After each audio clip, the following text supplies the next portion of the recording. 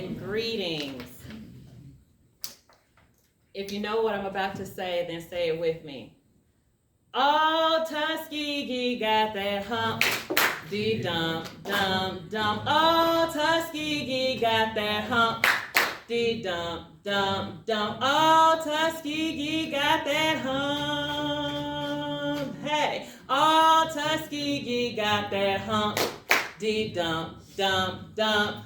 All right, thank you. It feels good to be back home and to talk about Tuskegee having that hump, dee dum dum dum. I bring you greetings from Kentucky State University, where I am an assistant professor of English, and I consider it a true honor to be here present with you today among my Golden Tigers family. I would like to recognize and honor the English department, Dr. Nkuma, and the entire English faculty, Dr. Bond, and others who coordinated this event and given me the opportunity to return back to Mother Tuskegee and to share with you what I have experienced on my journey since graduating in 2010. I would like to recognize my family who's here in the audience from Montevallo, Alabama, from Montgomery, Alabama, who have joined with me today, and those who are friends who've come across the country virtually, who've sent me calls, messages, who have poured in the love, people who were part of my journey here at Tuskegee who made an effort to say they were going to be here today. It does not go unnoticed, and I want to thank you. And thank you to the students. Thank you to you all who are here as well, and I hope that something is said in my lecture today that inspires you, that may motivate you, or may encourage you on this journey. When coming back to Mother Tuskegee, my mind could not help but be drawn back to the years I spent here on campus, and particularly my time in the English department, attending this very event, the annual Ralph Ellison lecture.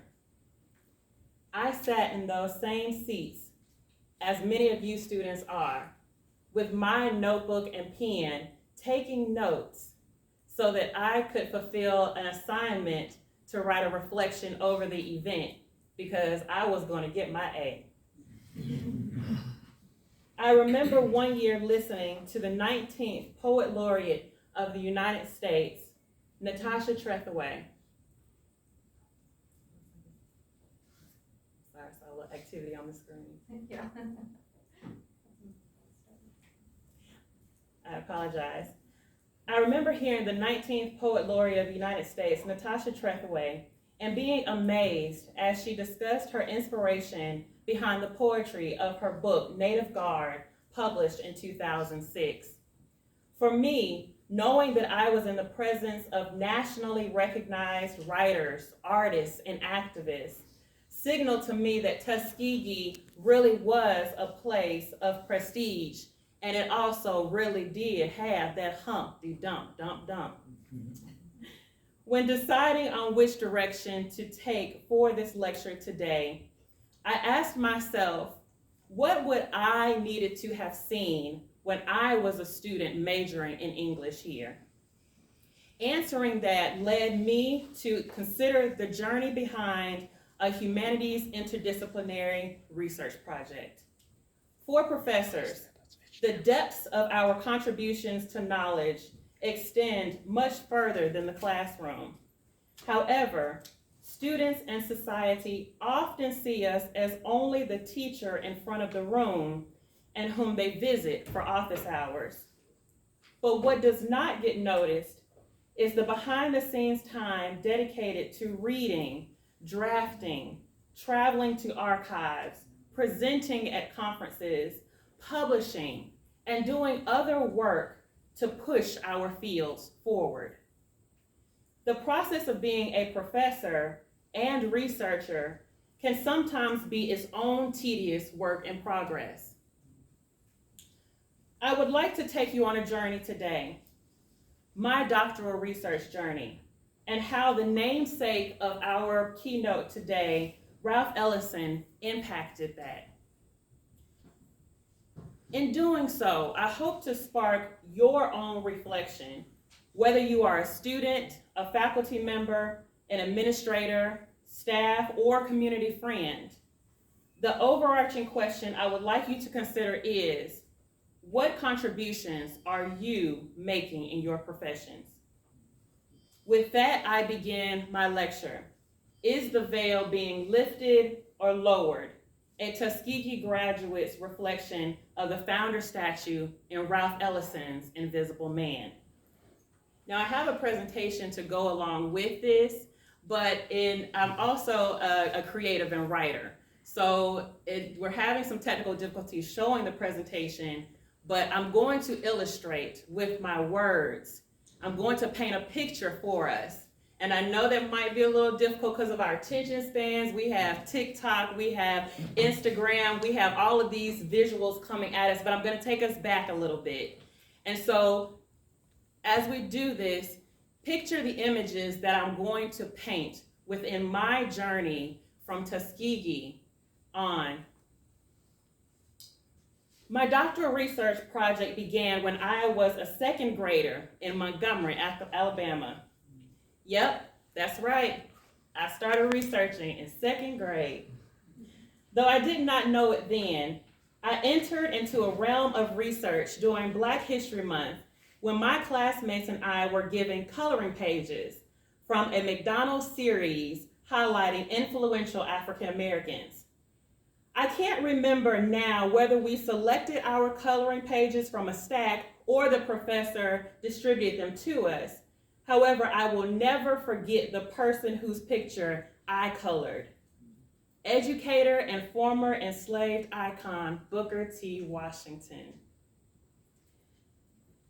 To be honest, I didn't know much about Washington at that young age, other than he was a famous Black person who must have done something really important to have a whole coloring page dedicated to him. Later that day after school, I shared with my parents, the late Reverend Dr. Echo Lee Nix Sr. and Mrs. Annie Mae Nix. I shared the events of my day, and I eagerly ran to my book bag and proudly waved my coloring of Washington before them. Recognizing my excitement, they complimented me on my coloring skills and reaffirmed the biographical words that were printed under Washington's etched cartoon figure, which read, Booker T. Washington was the founder of Tuskegee Normal and Industrial Institute, which was later changed to Tuskegee Institute. He established the institution in an abandoned church. He published Up from Slavery, which explained his educational and social theories. My parents then mentioned his great work in helping to advance the Black community, and I began developing an early appreciation for the contributions of Black men and women leaders who labored so that I might have social, political, and civil rights. I taped this coloring to the back of my bedroom door and inserted it into an art installation alongside my other colorful pictures and drawings. I wasn't Picasso or Monet, but to me, it was the world. I would not understand until many years later exactly how Washington's legacy would directly impact my own education. My experience in second grade began a journey to learn more about Booker T. Washington, the icon and symbol.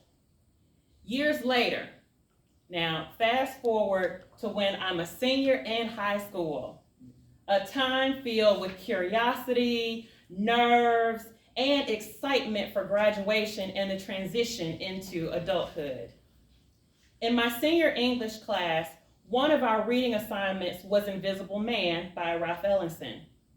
What I appreciated about this novel as an eventual English major, which I started out as a nursing major when I came here at Tuskegee, and during Q&A, if you want to know more about that, I'll tell you. But what I appreciated about this novel then was the depth and ambiguity of the protagonist or main character as described in the first few chapters. In literary analysis, Invisible Man is considered a Bildungsroman, or a coming-of-age story where the main character experiences growth and maturity from childhood to adulthood.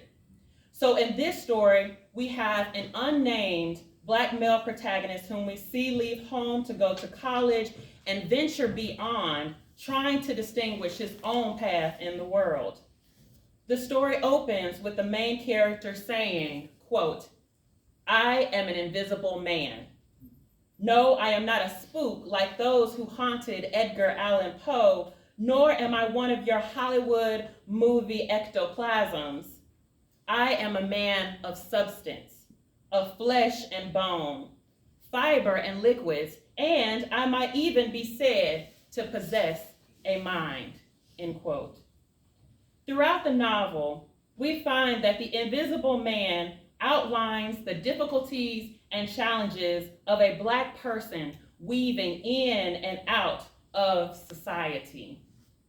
As a graduating senior reading this, what really intrigued me about this book was one particular scene in chapter 2 when the protagonist describes the beauty of the college campus he attends and stops in bewilderment to assess a towering bronze statue of the school's founder. The main character references it as the cold father symbol. He vividly describes how the founder is standing above a kneeling enslaved man while holding back a veil as they both look forward, and the cold father symbol stretches his arm outward, presenting that enslaved man with a future. The protagonist's next words continue to baffle me. While standing in front of the statue, he states, "It's so long ago and far away that here, in my invisibility, I wonder if it happened at all. Then in my mind's eye, I see the bronze statue of the college founder, the cold father symbol. His hands outstretched in the breathtaking gesture of lifting a veil that flutters in hard metallic folds above the face of a kneeling slave. And I am standing puzzled, unable to decide whether the veil is really being lifted or lowered more firmly in place, whether I am witnessing a revelation or a more efficient blinding. And as I gaze, there is a rustle of wings, and I see flock of starlings flighting before me. And when I look again, the bronze face whose empty eyes look upon a world I have never seen runs with liquid chalk, creating another ambiguity to puzzle my groping mind. Why is a bird soil statue more commanding than one that is clean?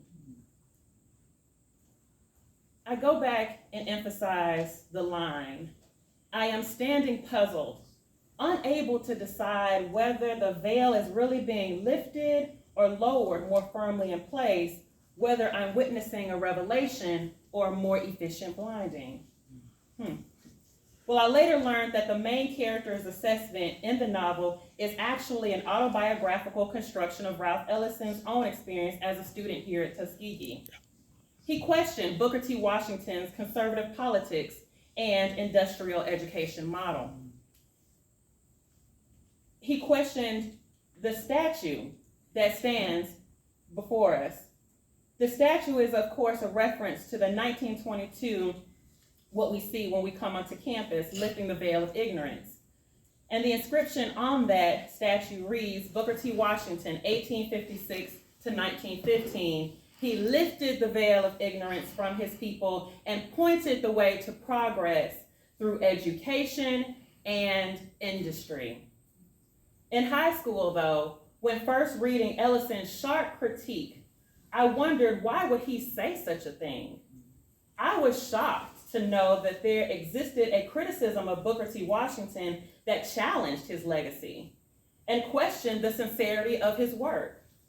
I had previously visited the statue when on a college tour at Tuskegee's campus, and prior to then, I had not seen Washington in any way other than as a champion for African American progress, as was indicated on my second grade coloring picture that I mentioned earlier. However, this brief passage in Invisible Man slightly shifted that paradigm because it moved Washington.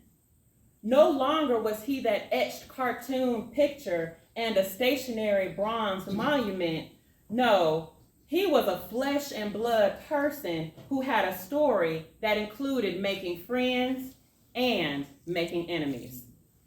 In this regard, Booker T became my community member. Ellison's critique captivated me in a way that when I later began school here, I unknowingly went on a journey to determine if Washington, with his conservative politics and emphasis on racial progress through industrial education, had in fact lifted the veil of ignorance or lowered ignorance over the enslaved man who is a symbol of Black America. Throughout my 4 years here on campus, I often walked past that monument, as we all do, and depending on my mood, I too, like Ellison and the unnamed protagonist in the novel, questioned Washington's actions. And for me, I'll admit, the mood was often dictated by whether or not I got financial aid clearance for the semester. Nevertheless, at this point in my journey, Ralph Ellison and his literary work with Invisible Man opened up an inquiry to know more about Booker T. Washington, the man, and not just the icon. After graduating from Mother Tuskegee and moving forward from the grounds and the building in which we are sitting, I moved on to West Lafayette, Indiana, where I began my graduate studies at Purdue University. Now, this was a long jump to be in the North, particularly the Midwest, for me as a Southerner from down home, Montgomery, Alabama, a proud HBCU grad who was now thrust into the world of predominantly white institutions. During my master's program, I took a course called The New Crisis of the Negro Intellectual. And during our class session, an unsuspecting moment happened. Our class reading for this session was taken from the 1903 publication, The Souls of Black Folk, by Black sociologist W.E.B. Du Bois. We were to read his chapter called Of Mr. Booker T. Washington and Others, and put it in conversation with our previous class discussion on Booker T. Washington's 1895 Atlanta Exposition Address, where he famously stated, quote, "In all things purely social, we can be as separate as the fingers, yet one as the hand, in all things essential to mutual progress." This was a controversial statement for Booker T. Washington because it was popularly taken that he openly endorsed racial segregation. In the Du Bois reading that we have for class, Du Bois, like Ralph Ellison, critiqued Washington's political stance. During our class discussion, the professor paused right then, singled me out, and said that since I was a graduate of Tuskegee University, Washington's most notable accomplishment, I need to offer a defense of Washington's viewpoint that counters Du Bois. And his request right there stifled me. Right in the middle of class, he posed a challenge. Growing up, I didn't view Washington and Du Bois as opponents of one another. I viewed them actually as exercising different strategies to tackle white supremacy and institutional racism. That was the opponent. Yet again, like in high school, I was called to view Washington in a different way. This time, I began to question him more personally and reflectively. My professor's challenge showed me that I was no longer in the position of being a spectator of history, but a teacher of it as well. It became evident that my undergraduate institution was more than an educational experience. Rather, it was an opportunity to enter a historical conversation about the racial advancement of African Americans.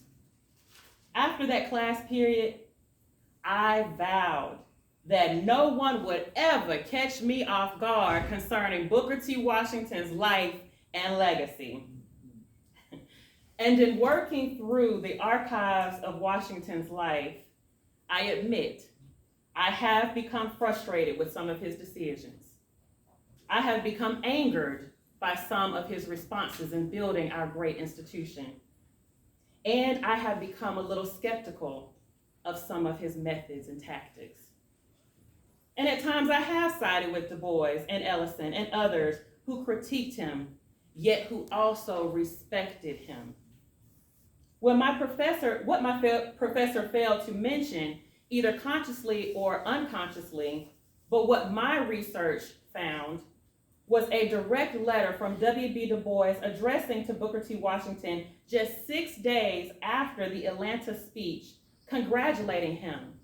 He stated, quote, "Let me heartily congratulate you upon your phenomenal success at Atlanta.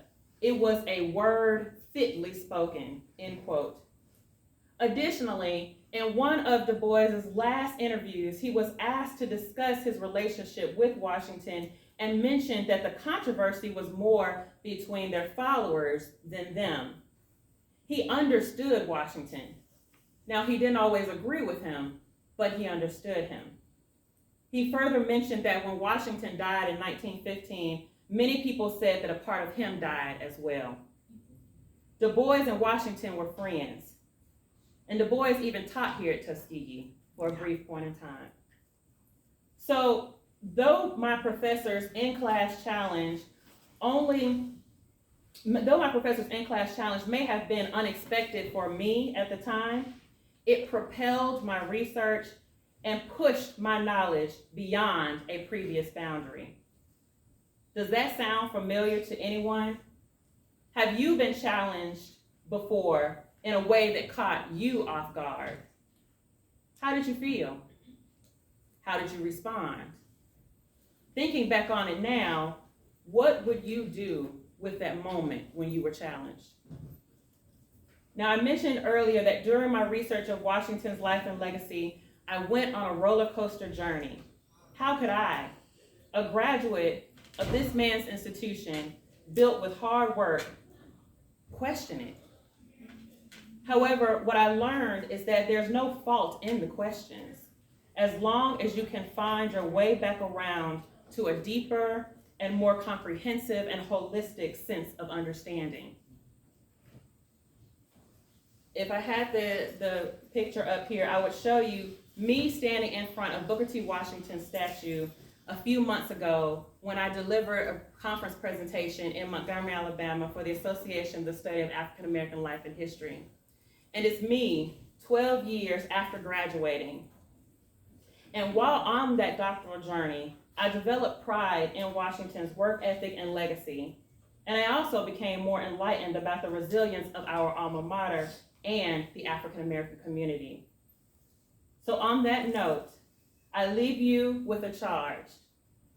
What are the signs and symbols of life showing you? How are you handling your journey of questions and transitions? Will you let it lead you to new boundaries and uncharted territory? And finally, will you be brave enough to handle being uncomfortable? Thank you for your time and this opportunity for me to share just a little of how African American literature serves as a repository for history, culture, activism, intellectual curiosity, but more importantly, personal growth. Thank you all.